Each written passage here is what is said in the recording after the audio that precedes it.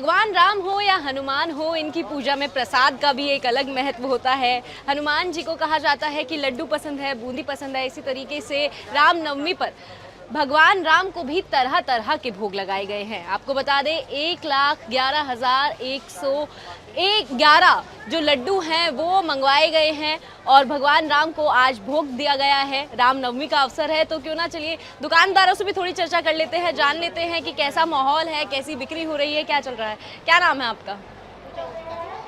सुबह से आप दुकान पे बैठी हैं, तो आज रामनवमी है तो कितने जो कस्टमर हैं वो आ चुके हैं और कैसा जो माहौल देखने को मिल रहा है आज रामनवमी पर अयोध्या में? पे बहुत अच्छा माहौल है।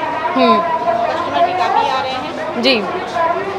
और बिक्री अगर कहें, आपने यहाँ अपनी दुकान पर क्या क्या रखा हुआ है और किसकी ज़्यादा बिक्री हो रही है? ज़्यादा हनुमानगढ़ी पे लड्डू चढ़ता है, जी। लड्डू और पेड़े देसी घी के जी। यहाँ के सबसे प्रसिद्ध हैं हनुमानगढ़ी में। हनुमानगढ़ी में। और यहाँ की जो मिठाइयाँ हैं वो किस घी से बनी हुई हैं? ये अमूल घी से और ज्ञान घी से, देसी घी से ही, देसी घी से मिठाइयाँ बनी हुई हैं। पिछले साल में और इस साल में रामनवमी पर कितना आपको अंतर दिखा है कि क्या डिफरेंस आया है इस बार और पिछले बार में? पिछली बार रामनवमी तो बहुत ज़्यादा भीड़ थी, इस बार तो उतनी नहीं है। इस बार उतनी भीड़ नहीं है।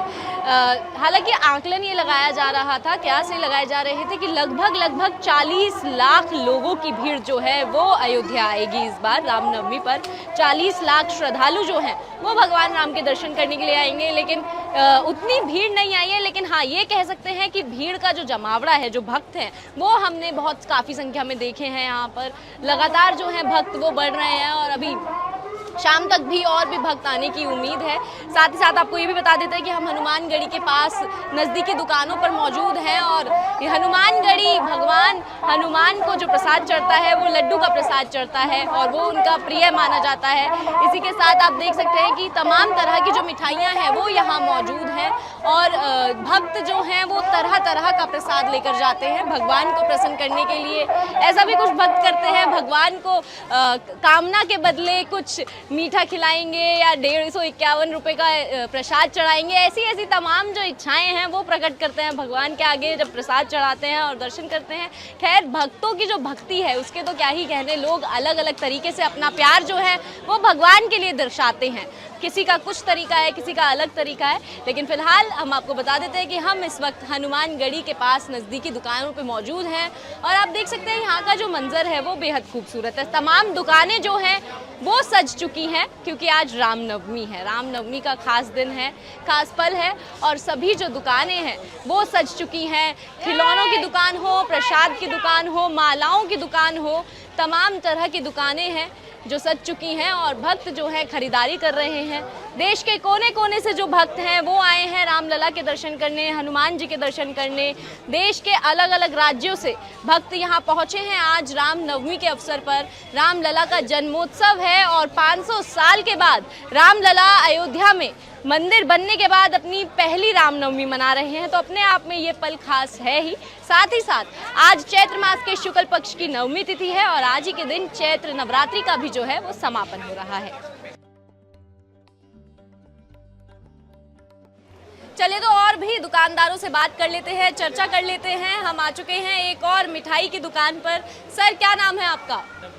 डब्लू जी, आपकी दुकान हम देख रहे हैं, मिठाई की दुकान है और बहुत तरह तरह की रंगीन मिठाइयाँ रखी हुई हैं और हनुमानगढ़ी मंदिर के बिल्कुल आप सामने बैठे हैं। तो हनुमान जी के लिए जो भक्त है वो क्या प्रसाद लेकर जा रहे हैं? यहाँ पे तो लड्डू हनुमान जी का भोग बेसन का लड्डू का ही है। बेसन का लड्डू हनुमान जी को पसंद है। यहाँ पे लड्डू और पेड़ा दो ही चढ़ता है।